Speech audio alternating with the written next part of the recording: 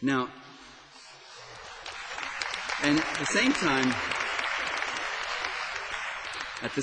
we have to, while mobilizing, reaching out to other people, we have to impact on our leaders and let them get the message right, let them know that you're not just speaking for yourself, but for many others, that they cannot pursue this kind of course.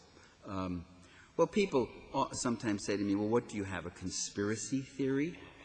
Do you think there's some, do you think these leaders are just deliberately trying to manipulate the whole world just to suit themselves? What do you say? Conspiracy theorists. How do you like that? I mean, do you think there's actually a group of men sitting in a room who sit there and are plotting these things? For some reason, do you hear that? You have that up here? You think there's a group of people sitting around in a room? But somehow that image is supposed to be very compelling, you know, so improbable. And I always say, oh, no, they don't sit around in a room. They meet on carousels and they talk to each other that way. Or they do, what do they call it?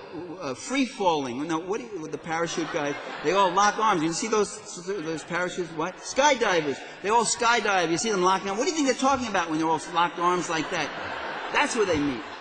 Of course they meet in rooms. Where the hell else do you think they're going to meet? They have... Do you have a stochastic theory? There's a word. Look it up. Look it up.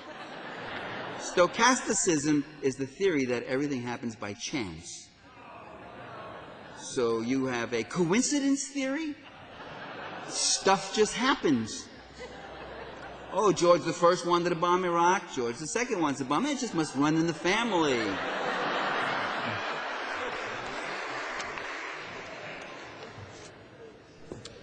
Well, I'm going to end it right here. I'm going to say, you know, in ancient Rome, it was mentioned that I've just written this book called The Assassination of Julius Caesar, People's History of Ancient Rome. Fascinating. I spent 5 years doing it on and off, interrupting it constantly, stealing time from it. But it was a fascinating book. But I think all of these issues, all of these things began in ancient Rome. I don't really believe that, but I'm pushing that line now because of the book. But let me tell you something about ancient Rome.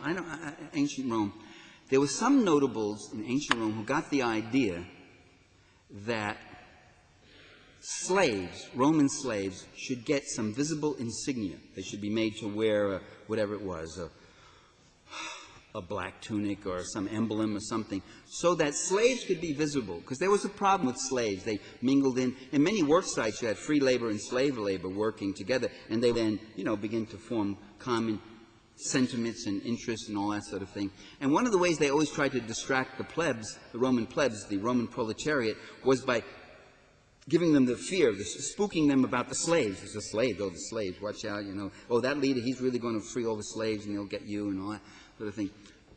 So and slaves would often even show up at the forum and shout out at the assembled and all that sort of thing. So they wanted to put the slaves in their place. To put them in their place, they decided they were all going to have to wear a visible uniform of some kind. And then they dropped that idea. Do you know why? Because they realized they give the slaves this kind of visibility. The slaves themselves will begin to get a sense of their own numbers and strength. Not only will they be visible to us, but they'll be visible to each other. They will find each other. They will see who they are and their numbers. And so we citizens, you know, of whom they would make slaves, and they would, we need to see who we are. We need to see our strength and our numbers. And we just need to see our critical independence of mind and action, for that's what they fear the most, our critical independence of mind and action. And when the people are ready to lead, the leaders will eventually follow. Thank you, ladies and gentlemen.